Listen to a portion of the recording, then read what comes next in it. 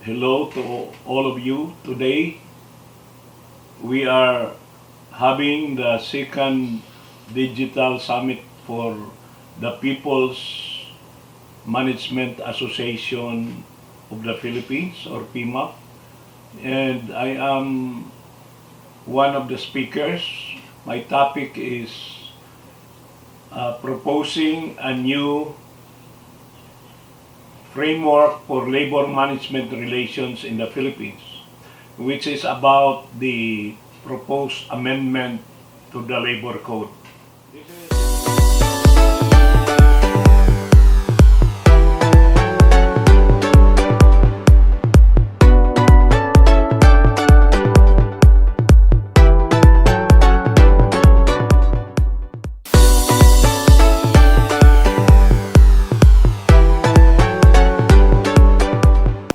Magandang hapon sa ating lahat.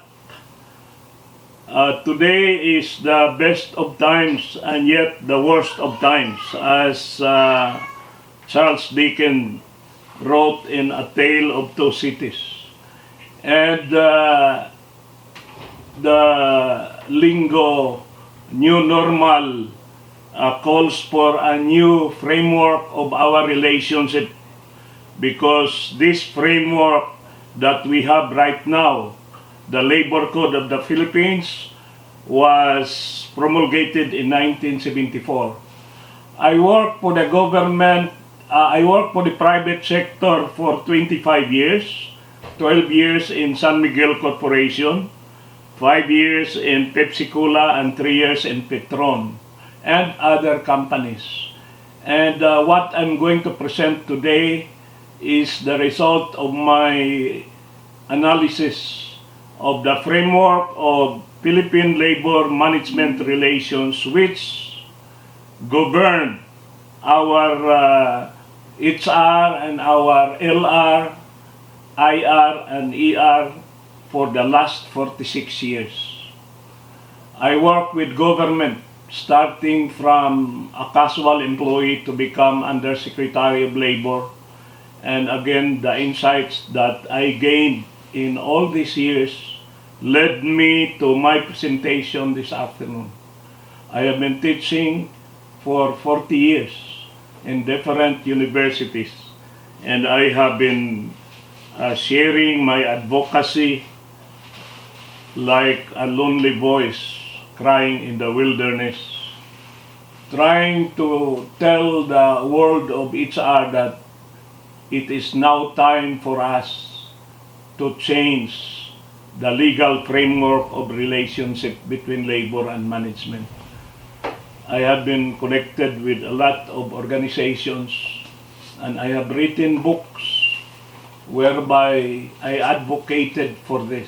You know, one of the good things that happened during the lockdown, Boris and all the rest, my friends, PMAPers and non-members who are here today, including representatives from government and other institutions, I want to share with you that I'm very happy with the lockdown, because I was able to write 6 books and publish it.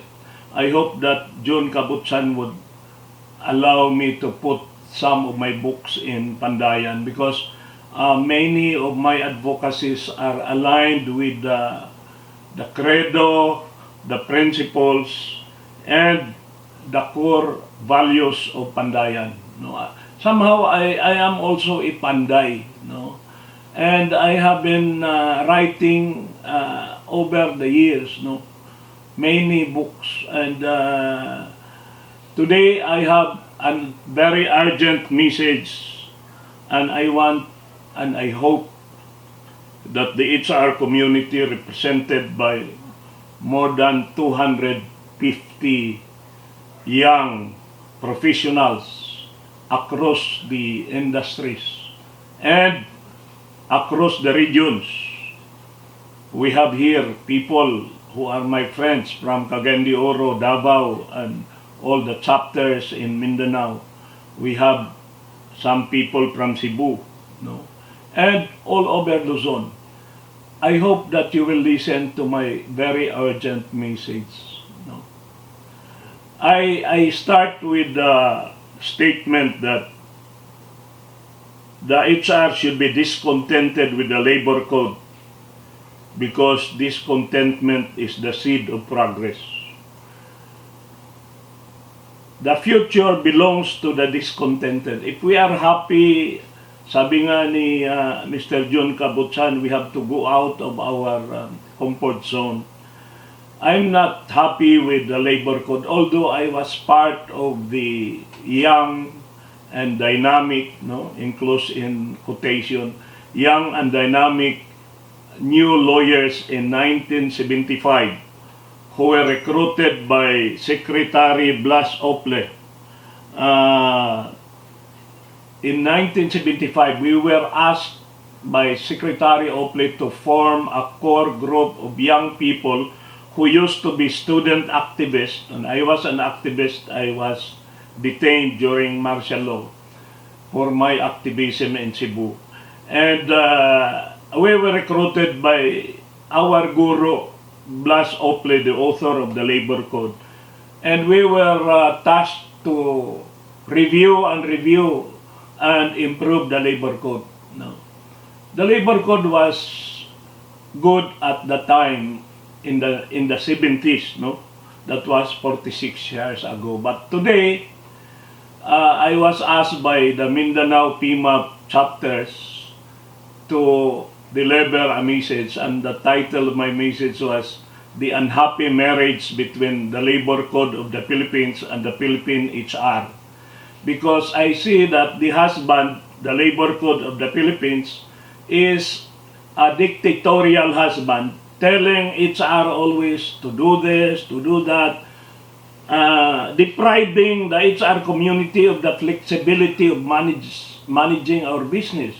The Labor Code of the Philippines, which was a martial law document because it was promulgated by a constitutional dictator in 1974, 2 years after the declaration of martial law. Therefore, the Labor Code is a dictatorial labor code. That's why all the prerogatives of management, prerogative to hire, to fire, to transfer, to promote, to lay off, to discipline, these are all limited.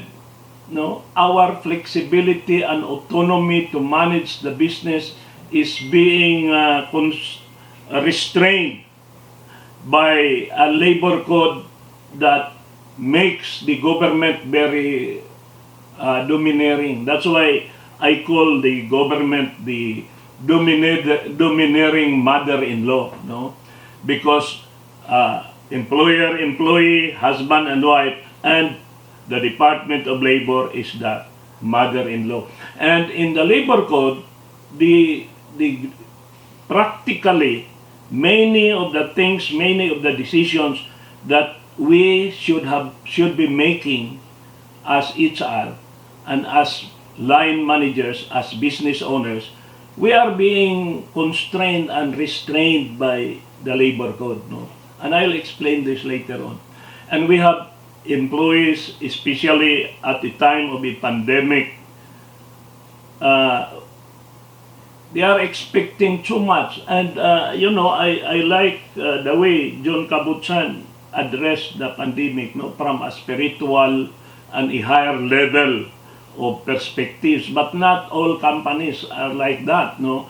Some companies are very legalistic in their approach. Some are very restrictive, no. Just like the labor code, which is very restrictive, no.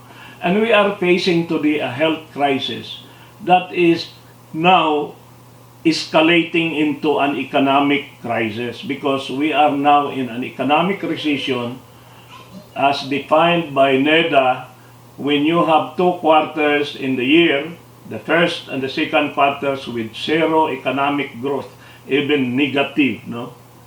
That is already a recession. And so officially we are now in economic recession. We have more than 8 million who lost their jobs within a period of 6 months. Added to that 5 million already unemployed before, we have more than 13 million Filipinos. And if these 13 million are heads of families with 5 members, so we have more than 50 million Filipinos, and when people are hungry, they are angry. So the next to economic crisis is social crisis and then political upheavals. That's why the state needs an anti-terror law to prepare for the times when the people will be ignited to revolt, no? Because of massive hunger and poverty. And I pray, just like Panday, that we have to rely in the Lord to take care of us. But aside from the Lord, no, we have to take care of ourselves, and we have to change the labor code, especially now that we have time to write a new labor code.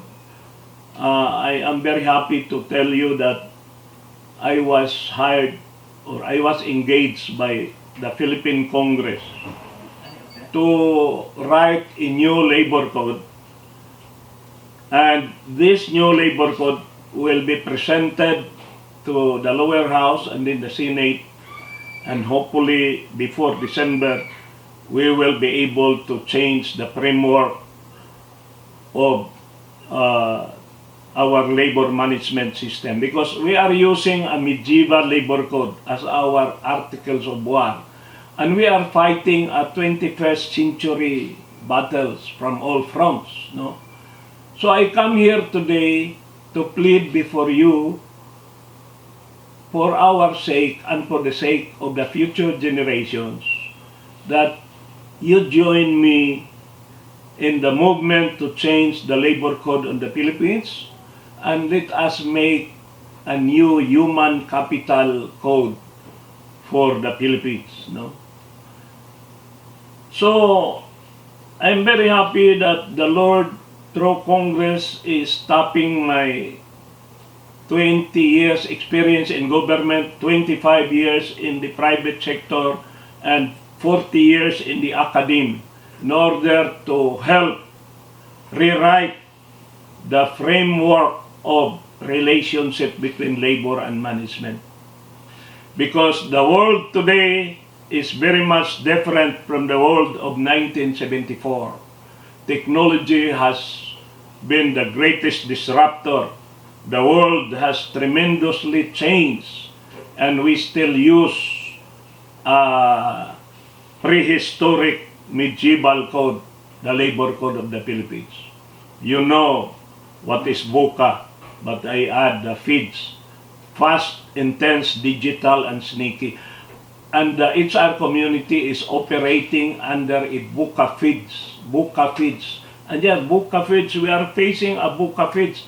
You know, Alvin Toffler, a famous writer in the 70s, wrote 3 books, namely The Future Shock, next is the Third Wave, and then The Power Shift. Secretary Blas Oakley, who was a voracious reader, compelled us to read all these 3 volumes written by Alvin Toffler. And you know, as early as 1974, Alvin Toffler already predicted what is happening today. And so, why are we operating with a labor code that is vintage 1974? A presidential decree, not a Republic Act. It was not enacted by Congress. There was no Senate, there was no House of Representatives. The Philippines was governed by a constitutional monarch that was who was governing the nation by virtue of Proclamation 1081 in his capacity as the Commander-in-Chief of the Armed Forces of the Philippines. So, the world then was totally different from the raging challenges of today. It was a remote village of 40 million Filipinos, and the Philippines was considered the sick old man in Asia. And we are now a global player, a nation of 110 million Filipinos, 12 millions of whom are living in 200 countries all over the world and remitting more than 35 billion US dollars annually. And yet, they are being prevented from fully developing their potentials because of the labor code. We are using a bolo to fight a modern warfare. We are like a toothless tiger amidst wolves and hyenas in the global arena today. And you know, the four mission of HR, talent acquisition, total rewards, training and development, and ER and LR, I have a new word for this, and that is called organizational justice. Organizational justice, and ito yung sinasabi ni kaibigang John Kabutsan, the world of Pandayan is a world where there is justice, there is harmony, no?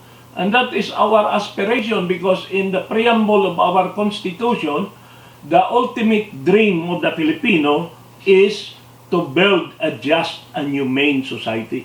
Magtatag tayo ng isang lipunan na makatao at makatarungan.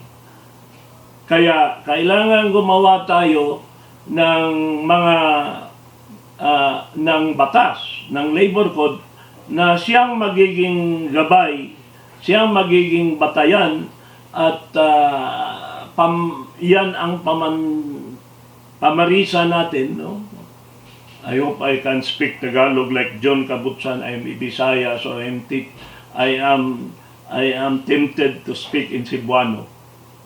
We are being obstructed by an anachronistic labor code, which is anti-developmental, anti-management, and even anti-labor. It makes the government the most powerful and domineering factor in leading people and managing organization, limiting the flexibility of management to maneuver and transition in the new normal, and to compete and remain viable in a globalized economy that we are facing today.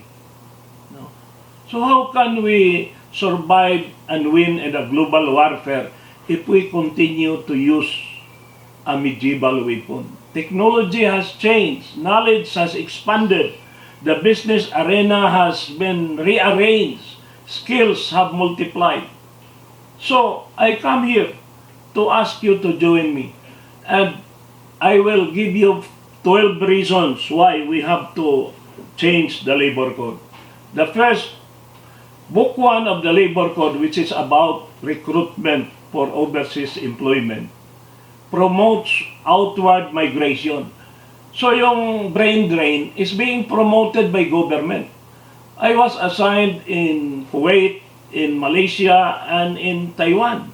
And my immediate superior, the Secretary of Labor, evaluates my performance among many key results area, and one is expansion of the labor market. So we were supposed to sell the human capital, the Filipino human capital, to foreign employers. Instead of using and leveraging these talents in our own domestic business arena, we are pushing the best among the Filipinos to work building the highways and the towers in Dubai and in Saudi Arabia. In Saudi Arabia alone, there are no less than 1 million Filipinos in one country. 1 million. Can you imagine that? And these are the high caliber engineers, graduates of our best engineering schools. Instead of building our country, we built the Twin Towers, the Petronas in Malaysia, we built the tower in Taipei, and also the birds in Dubai.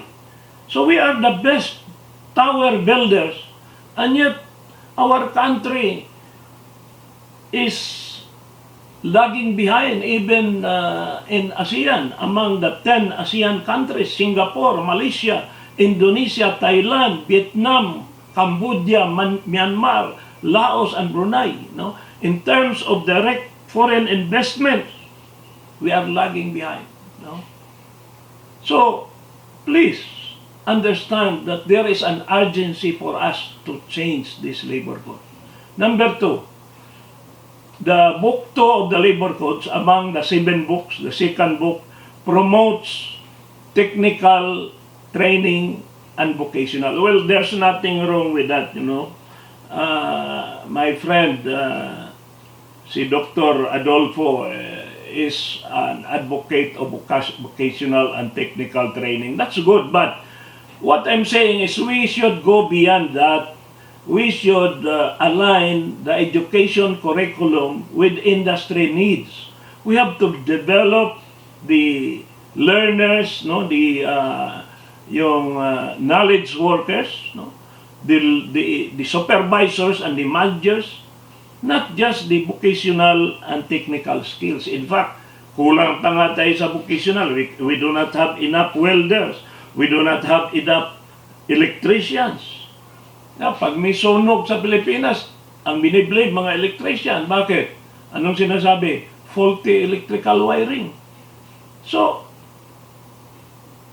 my God. So, there's something wrong with us because when we are in the Philippines, we are not performing well. But when we are abroad, we are the preferred human capital. And the employers in the Middle East are very happy with the Filipinos. In Book 3, there's a wage system that is not productivity and quality based. It is based on time. Even if you're not productive, you are paid. That's why this work from home is a blessing in disguise because I am promoting total rewards based on output, based on volume, productivity, and quality, not the time. Because you cannot monitor whether he's working or not, but you require him performance indicator in terms of productivity and quality. And that is what I'm advocating. Let's change this labor code into a labor code that will drive productivity, leverage the potentials, the competence of our people to drive for productivity so that the Philippines will be second to Singapore, no? In terms of economic development in the ASEAN region. Number 4, Book 3 again makes the government interferes with management prerogatives. The labor code tells us kung ano yung jobs, the regular, what are contractual, what is contractable.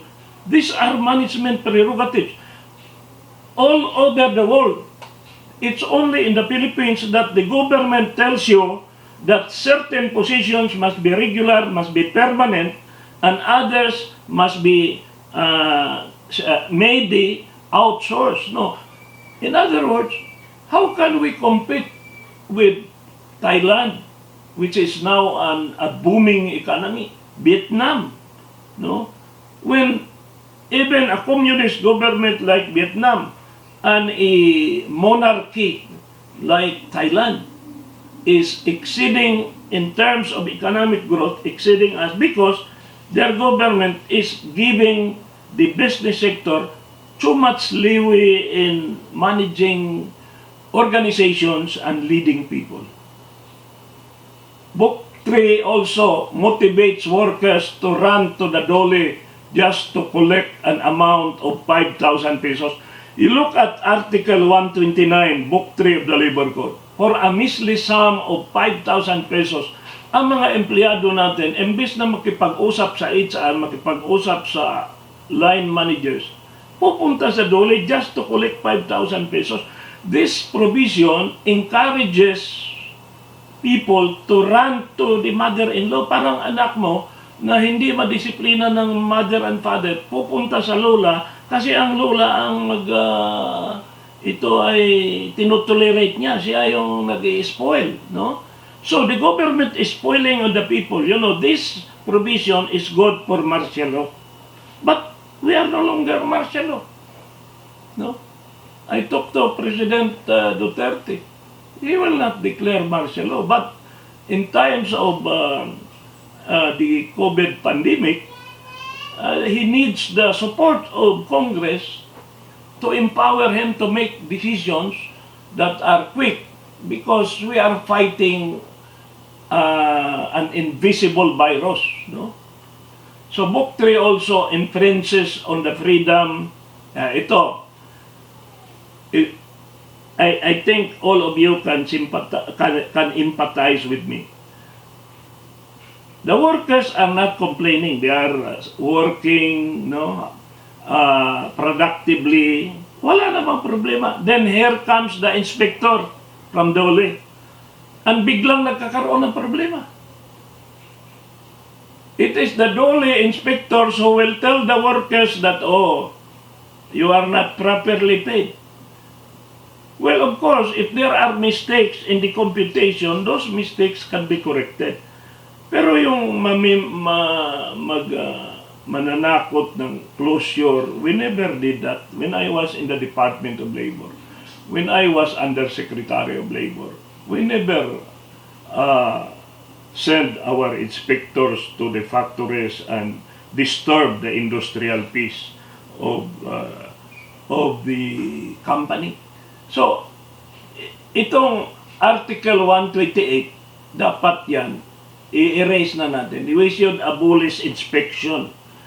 Kung ako bigyan ng kapangyarihan, ang una kong i-abolish yung inspection. At yung mga inspector na hinire ni kaibigan natin, si Secretary Bello, is a very good man. But hindi siya makakilos because he is not a legislator. He cannot change. He's just implementing the law. And I don't blame him. He's just doing his job. What the problem is the law. No, it's not the implementer of the law. No, kung akong bigyan ako ng kapangyarihan, ang una ko talagang i-abolish yung mga inspection. And then the inspectors, ang gagawin natin yan, paikutin natin sa mga factory to train the supervisors how to communicate, how to motivate, to drive productivity. Department of Labor should come into the factory to drive productivity, not to disturb industrial peace. I'm very passionate about this because ang dami kong mga kliyente umiiyak. Tinatakot ng mga inspector. Na yung mga inspector na nakahawak ng kapangyarihan, parang tiniterrorize ito. They interview our people they do not want us to listen. No, that is not the spirit of the labor code. I know the spirit of the labor code because I was there when it was written. I was there when it was promulgated, and I was part of those group of young people who wrote the rules and regulations implementing the labor code. So, what has happened to the labor code? Next, itong state insurance fund. Billions, like sa PhilHealth ngayon, nagkaroon ng kontrobersya. Every month, the employer contributes to the SSS. Twice. One for SSS fund, another for employees' compensation. And this money is placed as a trust fund. And yet, when the employee files a claim, anong ginagawa na SSS?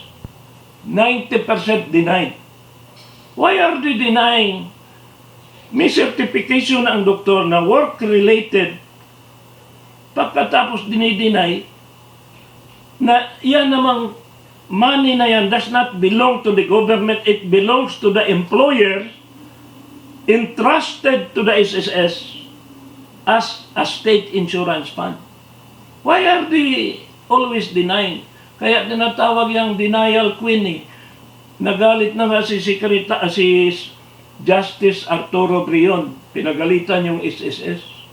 Dahil merong isang namatay dyan sa MMDA na namatay sa MMDA, tapos dininay nila, namatay na nag-traffic, init, tapos na heart attack, dininay nila. Hindi nila dininay, namatay yun dahil sa heat stroke. Sabi ng Supreme Court, kayo you better re-examine yourselves. You are just a trustee. You are not the owner of the fund. Why are you denying this? Ito, kaya nga, pag itong bagong labor code, baguhin na natin lahat yan. I have a proposal.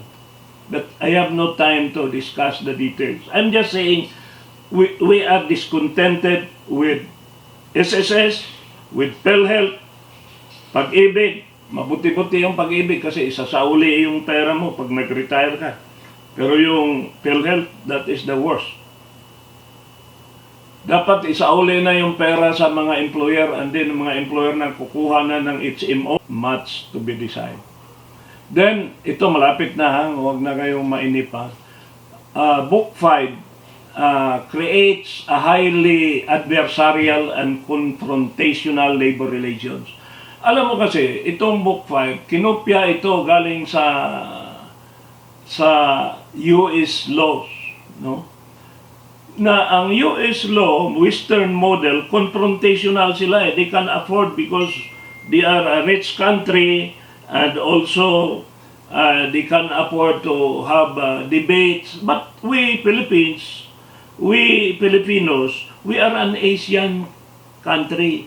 So dapat ang model natin gamitin, yung model ng Panday, na Pandayan, yung ginawa ni John Kabutsan, na tayo ay conciliation, discussion, bigayan, no? Yan ang ugali ng Pilipino eh. Hindi yung tinuturuan tayo, tapos magbayad na ng sobrang laki sa abogado. Tingnan niyo yung mga budget ng mga malaking company, magkano ang legal fund nila binibigay sa big law firms. Samantala, yung money na yan, when I was in San Miguel, I was assigned to become a director for labor litigation. Sabi ko sa mga boss namin, Sir, Mr. Ismende, President, si Chairman namin, si Andres Soriano III, sabi ko, Sir, instead of giving this money to the big law firms, gastusin natin ito for development of our people. Huwag na nating ibigay yung malaking pera, no? Kaya galit sa akin yung mga ibang abogado. Kasi this is my advocacy. My advocacy is HR really. I'm more HR than being a lawyer. So, huwag na tayong gumamit ng Western model. Baguhin natin yung Book 5. Gawin natin, palakasin natin yung conciliation, mediation, at saka yung voluntary arbitration. Palakasin natin ang LMC, palakasin natin ang grievance machinery. Yun ang magaling. Kasi tayo lang mag-solve ng problema natin. Huwag na nating dalhin sa NLRC kasi sobrang dami ng kaso. Ang tagal. No? Mamatay na lang yung complainant. Wala pa rin yung desisyon. At least ngayon, na-improve na kay Chairman Nograles. Magaling yung Chairman Nograles. But meron pa rin mga arbiter na sobrang tagal mag-desisyon. And yung mga, meron kasi dyan na 4 layers, arbiter, NLRC, Court of Appeal, Supreme Court. Ang proposal namin ngayon, pag nabago ang labor code, 2 level na lang. 2 level na lang. I'll not tell you now, baka mabulabog tayo, maraming magagalit kasi maabulis. 2 na lang. Ngayon, biro mo, 3 years sa arbiter, 3 years sa NLRC, 6 years na. 6 years sa Court of Appeals, 12 years na. Eh, pag umabot ng 7 years sa Supreme Court, di 19 years. That is too long to decide a simple illegal dismissal case. And we have to change that. No? Evil triumphs when good men do nothing and we have to do something before we die of COVID. Galit na ako eh. No? Kailangan magalit tayo eh. Book 6 makes it very difficult for management to terminate the services of employees who are lazy. Of course, hindi naman lahat, marami namang magagaling na empleyado eh. Pero yung mga lazy, dishonest, rebellious, arrogant, mga chismoso, mga absenero, hindi natin matatanggal because they are making it easy to file a case and these cases are very unfair And we waste our time going to the NLRC, postpone, file position paper, pay to our lawyers. That's not the best way to manage the country. We have to be discontented. No? Number 11, the labor code sadly lacks an overall philosophy. Wala sila yung sinasabi ni John Cabutsan, yung 5 pamantayan ng believe talaga itong maganda yung presentation talaga ni John. Kailangan may filosofiya tayo. Meron tayong value system. Ano bang value ng labor code? Dapat speedy, expeditious, justice, speedy, and inexpensive, accessible to all. Pwede rin mag-file ang management.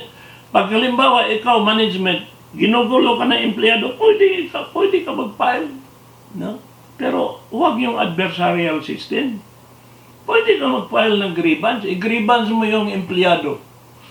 Kung ang HR kaya, HR mag-file ng grievance. Imbes na yung empleyado mag-file ng grievance, yung HR, taga-HR, sumakit ang ulo. Dahil sa mga empleyadong mga badlungon. Sabi nga mga Bisaya, mga badlungon. Oh. The labor code is not suited to the soul and spirit of Asians, Filipinos, because it is a document patterned upon American labor relations. The legal framework is Western, and the one that is using is Asian. So, doon pa lang meron ng disalignment eh. Kaya mga kasama, tapusin ko na ito para magkaalaman na tayo. The time has come after 46 long years that the labor code should finally be laid to rest. Finally. No? Especially now, pandemic. Bakit kailangan mag-issue ang secretary ng mga advisory? Why? Isipin nyo. Gagaling kayo mga HR. That means that the labor code is inadequate to address a situation like this. Ba't mag-i-issue pa ng advisory na umabot ng advisory 22? Kahit pagbayad ng alcohol, kailangan pa ba yung ilagay sa batas? Eh kung ikaw nandoon ka kay John Cabutsan, wala nang batas-batas. Yan ang gumawa ng batas. Yan, magaling. So, ladies and gentlemen, I'll end this because I already see the face of Boris Joaquin, no? And that is a sign that I have to stop here. But I leave you with this. Evil triumphs when good men do nothing. Kung hindi tayo makasurvive sa COVID, at least makagawa tayo ng isang legacy na bago tayo mawala sa mundong ito, baguhin na natin tong labor code na 46 years old na ginawa ng diktador sa panahon ng martial law. Ngayon, baguhin na natin, nagbago ng mundo. So, join me in my movement, in our movement to change the labor code. Thank you and good afternoon. Wow, my goodness. Amen. Amen to Attorney JPJ. We're with you in this movement. So, maraming salamat at iyan mo na pinagpapatuloy mo pa rin up to this point. Of course. Salamat sa inyo. Para sa kapakanan ng mga manggagawa. Maraming salamat po. Insightful presentation, Attorney JPJ. And I know you probably have no much questions for him. Alright, so we have Ms. Gemma to facilitate our Q&A with Attorney JPJ. Good afternoon po. I am the moderator for the Q&A session. First of all, Sir JPJ, papalakpakan po ang inyong presentation. Napakaganda po niyan. And I agree with a lot of your points. So again, we have 15 minutes po, no? About 15 minutes to answer yung mga questions po ng ating participants. So I'll start with one. And the rest po pala, so para ipa-plug ko na rin, sir, Yung mga hindi po masasagot na questions, all the other questions that will not be answered here will be sent to our speaker. And you can follow his YouTube channel. Pina-plug ko na, sir, para sa inyo. Ay, salamat, salamat. Mr. JPJ, you can follow and subscribe. But for now, since we still have time, no, we will answer questions. This one po is from Sir Noel Escondido. So, hi, Attorney JPJ. I recently wrote a paper about non-regular employment and employment relationships in the IT BPO industry in Metro Manila. Yeah. So, one of the key results in this paper is the need for more flexibility in employment as more people juggle different responsibilities and interests. So, his question is, are you seeing changes in the labor code with regard to this? Yes, definitely, because it is crazy. According to the philosopher, sino ba yung philosopher? Si Confucius ba yung nagsabi na it's crazy to expect a different result using the same methodology. So kung gusto nating magbago yung bansa natin, baguhin natin yung labor code kasi ang labor code, yun lang ang batas na naiwan na lang na presidential decree. Can you imagine, presidential decree?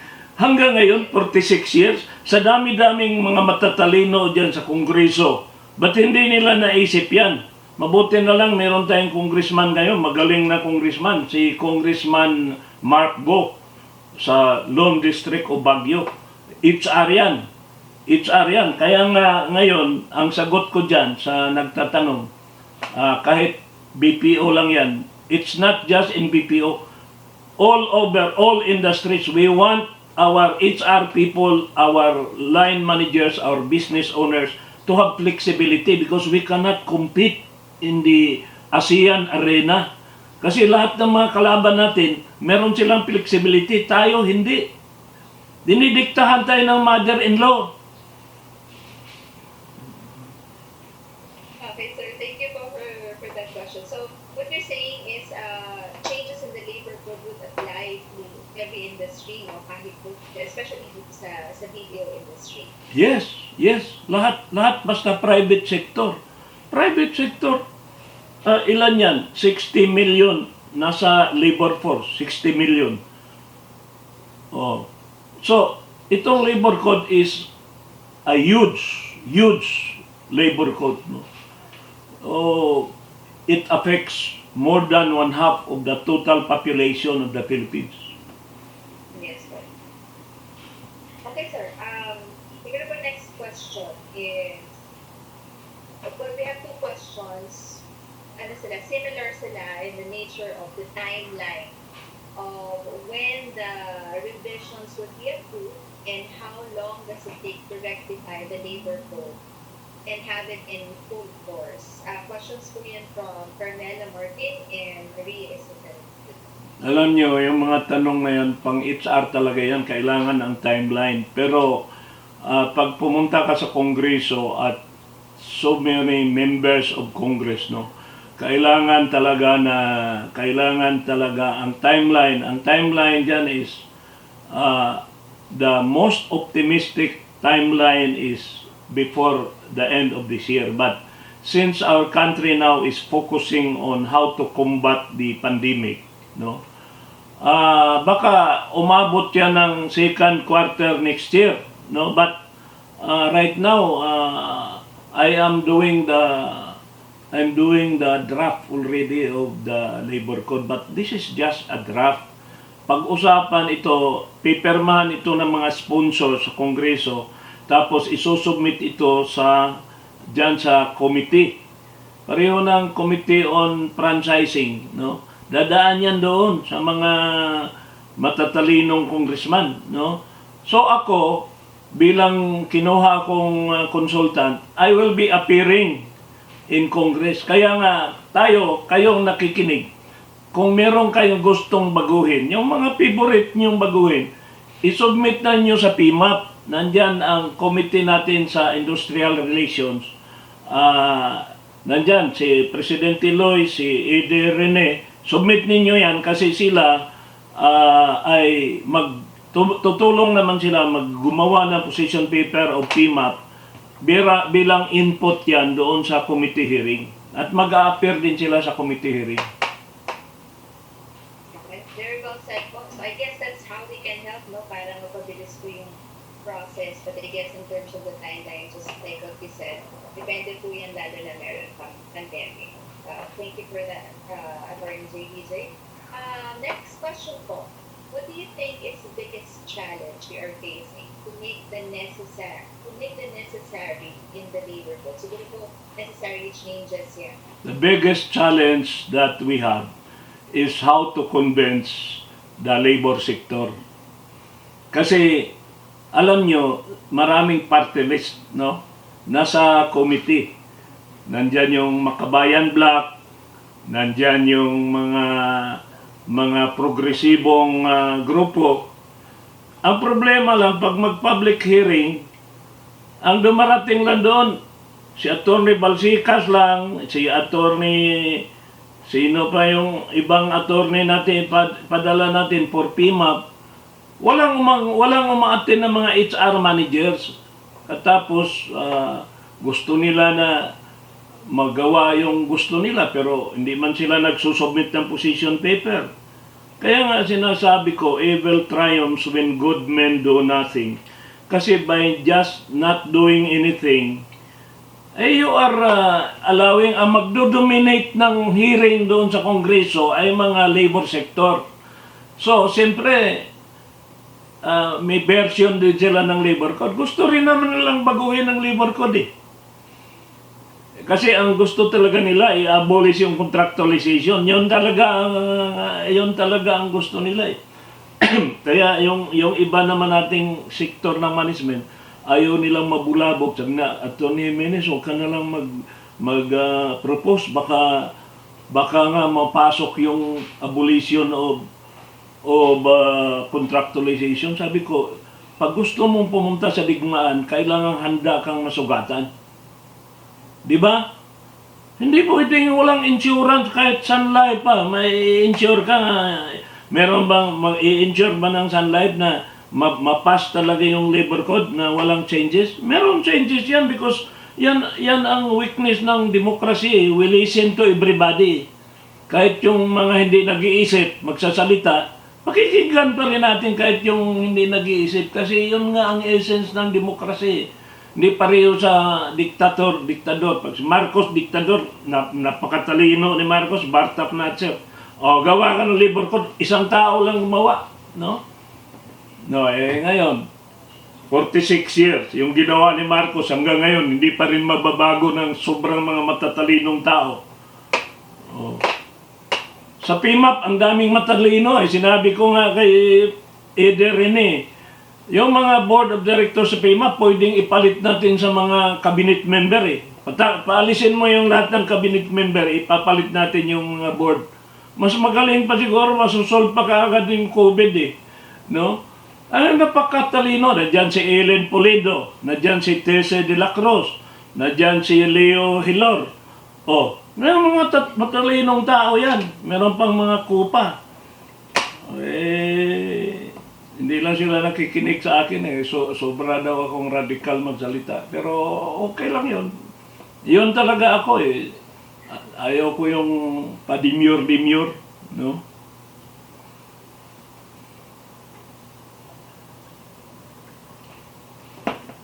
So, sir, what you're saying is there needs to be participation from us HR practitioners. Yes. So, hindi pwede. Kailangan ng action. Massive participation. Mag-rally tayo for HR. At hindi lang, magtayo tayo ng party list na HR. PMAP party list. Maglagay tayo ng congressman doon na mag-represent sa boses ng HR doon sa Kongreso. Sa laki ng membership ng PMAP eh. 3,000 organization yan. No? Dapat mapakinggan tayo. Representation. Yes, sir. So, I guess that also answers the same question. That question po pala was from Charles Nono. And similar question po yung tanong ni Ryan Leonora, yung challenges nga in pushing for updates. So I guess that's the same answer to that question. We have here, not a question po, but more of a comment. This is from Marvin Adolfo. Yan, si Dr. Adolfo, magaling yan. Sabi po niya, pinagpipitagan niyo sa past President Attorney JPJ, maraming salamat sa pagkilala sa ginagawa namin para isulong ang technical vocational training and education sa Pilipinas. Mabuhay po kayo. Alam mo yan, si Marvin Adolfo, isa yan sa pinakamagaling na leader ng PMAP. Ngayon, ang asawa niya ngayon, ayun ang mas magaling, ang asawa, si Ningning.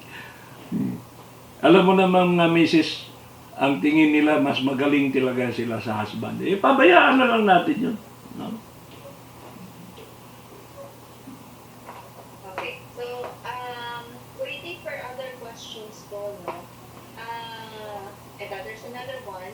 Attorney Jimenez, is your advocacy for PMAP is the same for MAP, MEP?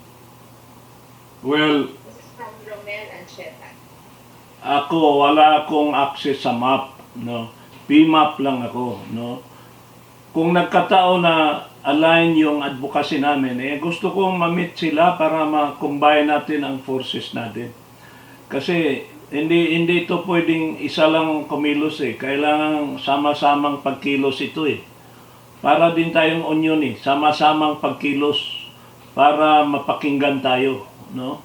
Paano, tahimik lang tayo, hindi tayo nagsasalita. Paano tayo mapapakinggan? No? So talagang we need to join forces. Right? Kailangan na hindi na tayo mag-demure. We have to go out and speak up. Sabi nga, hindi ngayon panahon ng pananahimik. Kailangan magsalita ka. And you have to take a risk. Yung iba matakot sila na baka daw meron tayong masagasaan. O mas mabuti pa yung may mas masagasaan ka saka wala kang ginawa. No? Bad action is better than no action because bad breath is better than no breath. No? Last question, sir, kasi we're running out of time. We only have 15 minutes for the Q&A portion. This is from Testor Ian Real, Attorney JBJ. Related po siguro na sinaan ng question, but I guess very specifically, do we expect the labor code to be amended within the Duterte administration? Alam nyo, yung word na amended, kulang yan Dapat repealed talaga Repealed talaga. Ngayon, hindi yan priority ni President Duterte. Pero alam nyo si President Duterte, abogado yan nakakaintindi din yun Madali lang yan.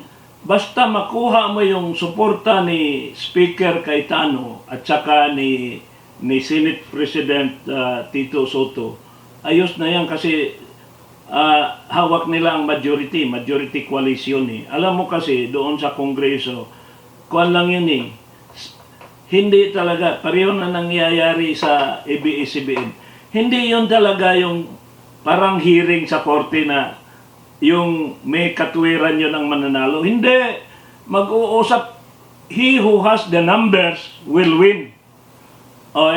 Kung makuha natin ang number, and I'm very happy that you know that the next Speaker of the House, ngayong Oktubre magpapalit na ng Speaker. Ang sunod na Speaker, si Speaker Alan Velasco. Estudyante ko yan. He was my student in UST. Di lalo ako ngayong mas magaling ako ngayon, makakilos na ako dahil pupuntahan ko yan si Alan Velasco. Dahil estudyante ko yan sa UST sa College of Law. Maniniwala sa akin yun. At mas madali na nating isulong ang bagong Human Capital Code of the Philippines. Basta may bago tayong speaker. Alan din yun. Maraming salamat po, Attorney JBJ. Thank you so much. Very valuable insight and sharing, and I think very convincing po yung presentation. Thank you. Sana naman matutupad ang ating mga pangarap. Hindi yung digital summit nga tayo, pagkatapos wala namang natutupad yung ating pangarap. Kailangan may follow-up action ito. Hindi yung puro na lang tayo salita, wala tayong follow-up action. There must be an action steps after the digital summit para magkaroon ng katuparan ang sukdulang mga pangarap ng bayang Pilipino na magtatag ng isang lipunang makatao at makatarungan. Maraming salamat po.